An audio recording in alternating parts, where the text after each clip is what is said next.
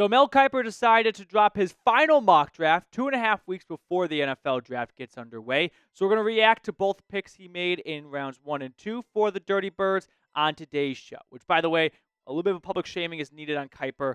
It's Tuesday, April 8th, and he's decided I've done all my work that's required for the draft right before we get to the climax of the pre-draft buildup.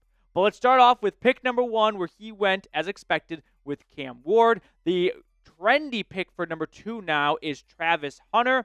At 3, it is Abdul to the Giants. That's going to be a ferocious pass rush. The Patriots try and keep Drake May alive by finding a new left tackle with Will Campbell.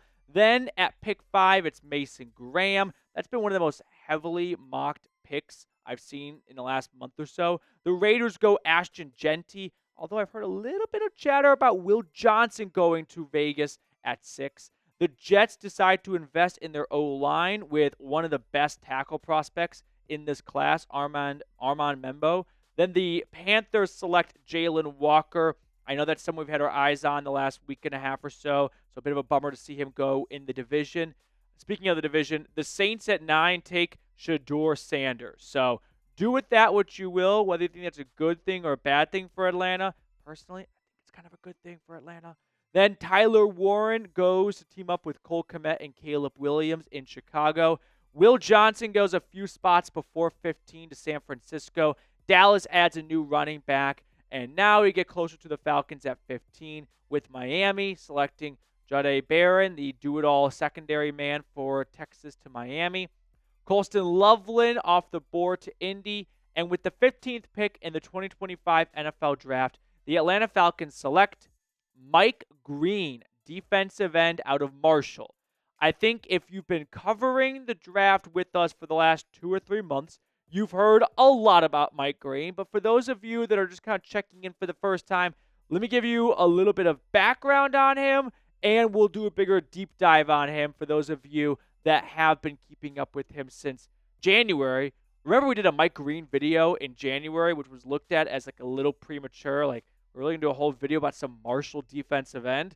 Fast forward to April 8th, and he is right now the mock draft pick for Kiper at 15. So some background here on Green for you guys, just kind of gloss over some reading material. But the number one thing you got to know about this player is the production. Last year for the Thundering Herd, 17 sacks to lead the country. This comes after a very pedestrian 2023 season. Keep in mind he started at Virginia, played a little bit as a freshman, then he doesn't play at all in 2022. Then he transfers, doesn't play much in 2023, and a late bloomer, but man, did he bloom in 2024. Now, if your response is, well, he played at Marshall. It's like calling into Paul Feinbaum. They ain't played nobody yet, Paul. Well, they did play Ohio State, and Mike Green took some lunch money from guys that are going to get drafted after him in this mock draft today. So I don't have a concern with Green coming out of a group of 5 school. Why? Because Hassan Reddick went to Temple, and we talked about him for like a year. Khalil Mack, who was the NFL Defensive Player of the Year in 2015, was the 5th overall pick out of Buffalo. And we're going to do a comparison between Mack and Green because there are some eerie similarities. Jason Pierre-Paul, Larry English, Jason Babin. I didn't even have room to put on DeMarcus Ware, went to Troy. So there are plenty of accomplished pass rushers selected in round 1 that didn't go up against the greatest competition in college, but they did not skip a beat when they got to the pros. Now, I've seen a lot of comps between Khalil Mack and Mike Green, and they're kind of eerily similar. This is all from the combine, okay? Mack might have gotten a little bit taller, a little bit bigger or smaller, but both of them at the combine, 6'3", 251 pounds. Now, Mike Green's 3-cone drill, which is great for testing a player's like bendiness, 6'8", that would have been number 1 at the combine. He did it at his pro day. There might be a little bit of a hometown stopwatch right there. So even if you say 6'9", it's still a little bit quicker than Khalil Mack, which I don't think these two players should be compared when it comes to their kind of playing style. Khalil Mack wins with power and just brute force and strength. He's a bull rusher. I mean, there's a highlight from him in Chicago where he sacked Aaron Rodgers with his back. That's how strong he was. Mike Green, I'm not saying is soft, but he wins a little bit more with speed, which is a little bit concerning at times because in college you could be faster than everyone. Then you get to the pros and you're like, Trent Williams runs like a cat. Like, how is he this quick? But he still has plenty of bendiness and strength as well. He's a well-rounded athlete. Look at their sack numbers from their last season in college. Mack, 10.5, Green, 17. And, yeah, neither one played in the SEC, the Big 10, the Big 12. No, just a couple of a Maction guy and a Sun Belt guy. So, Fun Belt and Maction right there. I can be on full support of a Mike Green pick, meaning if this doesn't go well and he's a bad pick and it's another Vic Beasley or Tack McKinley, I'll put my hand up and go, I got this one wrong. But I do believe that Mike Green is going to be a good, productive player for the Falcons or any team for that matter. Do I believe he's going to be like a perennial Pro Bowler? Probably not. And it's tough to find those guys outside the top 10.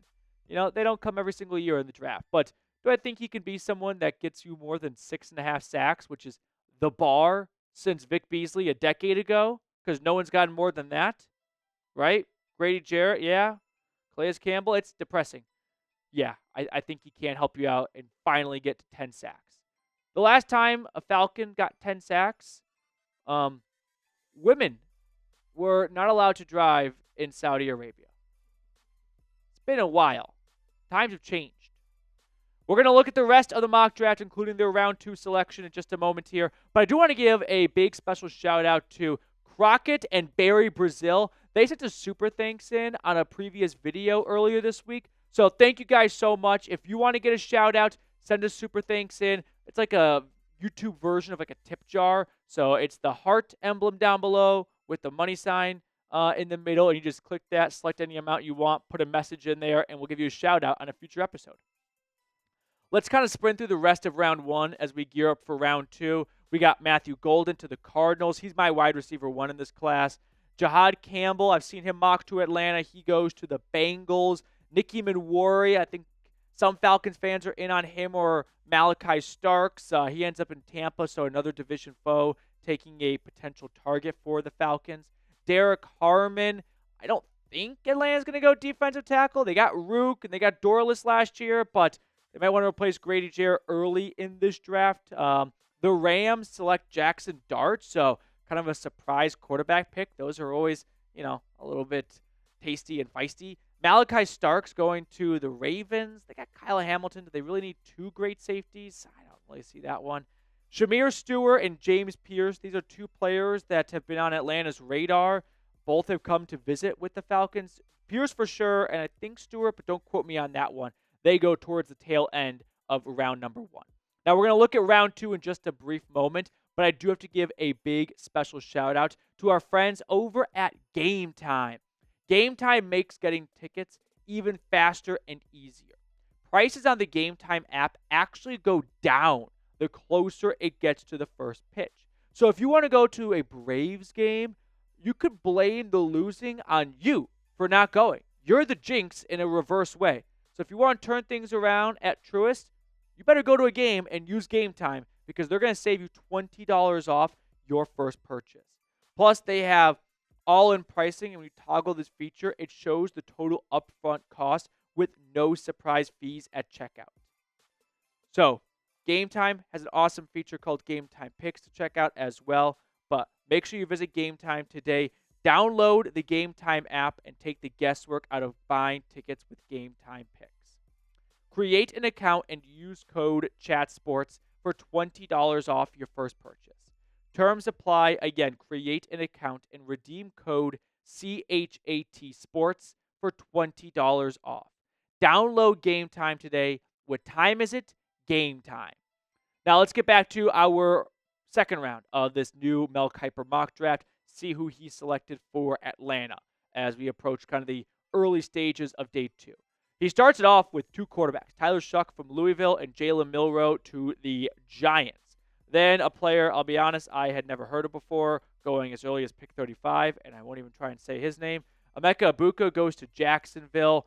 Luther Burden, Walter Nolan. I don't see Atlanta going for a receiver early. Walter Nolan, I think, could be a fun Jarrett replacement, By the end in Atlanta, Jarrett was just a really good run stopper with little pass rush upside. Walter Nolan could bring that pass rush upside. 6.5 sacks last year. Kenneth Grant is a name that I put on your radar as someone that could be a pick for the Falcons. I think he'd be more of like a future David Onyemata replacement. He is 6'3", we'll call it 6'4", 330 pounds. So if you want a new nose tackle that has shown pass rush flashes, he's your man. It was him and Mason Graham just wreaking havoc all year on Michigan's defensive line. Now, there's some inconsistency to his tape, but he's 330 pounds, and people think he could have ran a sub 5-second 40-yard dash. You're talking about a rare specimen of an athlete for size and speed. Moving along a little bit, some other players that go before Atlanta in this mock that could have Atlanta's interest. We'll go through the rest here as we get inching closer and closer to the Falcons. We've got a offensive lineman to the Colts, but that's not really in play. And then Benjamin Morrison. So let's pause here and talk about Morrison. It was just yesterday we talked about Atlanta going with Morrison, right? Oh, no, that video has not come out yet. So spoiler, I filmed a video yesterday that's going to come out later. But in that video, which you will watch this weekend, hopefully, you'll see we talked about Morrison. I like this pick a lot for the Falcons. I think Morrison, A, is a very good player. The only reason why he's even being discussed as a round 2 guy is the injury factor. He missed half of 2024 and the better half of that season, too, the second half, with a hip injury. And, man, hip injury in your early 20s, that's a red flag, I'm not going to lie. But if the medicals check out from the combine and from pro days and just things like that, there's a lot to like here. He's an extremely fluid and lengthy and rangy player, right? It's just not too common that you find a corner who can offer you ball skills, fluidity, and good long end speed. 2023 is the season you should look at when trying to evaluate him. And go back before that. I said ball skills. The guy has 9 career interceptions and a touchdown, right? And 27 pass breakups. Sometimes you find players who have great instincts, but they've got great instincts because they have to compensate for lack of speed and fluidity. No, he's kind of the best of both worlds. Now, the hip injury is a big concern, but I think this could be a great pick for Atlanta because they've got some flexibility at corner. They've got 3 starters right now. A.J. Terrell, Mike Hughes, and then whoever wins between D. Alford and Clark Phillips. So here's my plan. Take Benjamin Morrison in round 2. Let him kind of sit for a year, kind of redshirt 2025. Let that hip get 100% really, right? Because when week 1 kicks off, he won't even be 12 months removed from that hip injury. So give him some time for his body to get healthy. You don't need him right away. And then 2026 rolls around, and you don't have to go to the free agency well or early in the draft to find a new starting corner. No, you've got one who's already got a year of NFL practice experience and preseason under his belt, and he's ready to go opposite of A.J. Terrell if you want to move on from Hughes, who I think signed like a 1-year, $9 million contract because that's all the guarantees are. And now you're ready to get out there with a younger, cheaper option. So here are some of the players that Atlanta passed on in this Kiper mock. JT Tuimoloau, he went to Ohio State. He was awesome in the college football playoff, and I do like putting stock in the way players play in the biggest game, so that's one to keep an eye on. Siobhan Revel, he went to ECU, tore his ACL early in the season. He's like 6'2", and he runs like a bat out of hell. So teams are going to take him because of the traits, but the production is still a question mark, and, of course, the injury.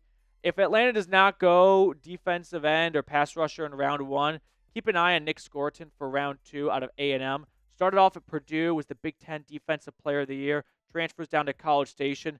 A little bit underwhelming, but, I mean, not too underwhelming. He goes 53rd in this draft here.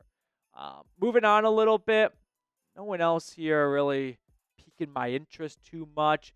Darian Porter, I don't know if I'm going to go out there and say, like, this is my guy, but when you're 6'3" and you have incredible speed like he does, someone's going to fall in love with you.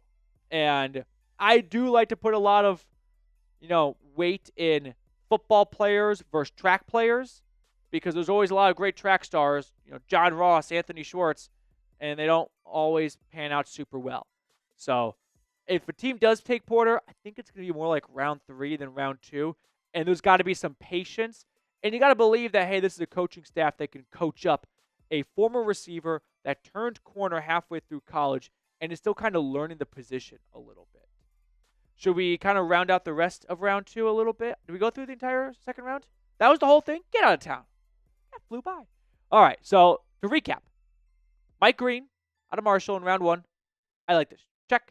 Benjamin Morrison, 2 checks. Can you turn your mic on for a second, Moose? Is that doable? I don't want to put you in the spot here, but I've got producer Trace Moustakis here, who's a diehard Notre Dame fan. Yes, sir. Just give me like a 60-second elevator pitch. Give the viewer a 60-second elevator pitch on Benjamin Morrison, because I feel like everyone's kind of getting exhausted the same names in round 1, but round 2 offers some freshness. So elevator pitch me on Morrison.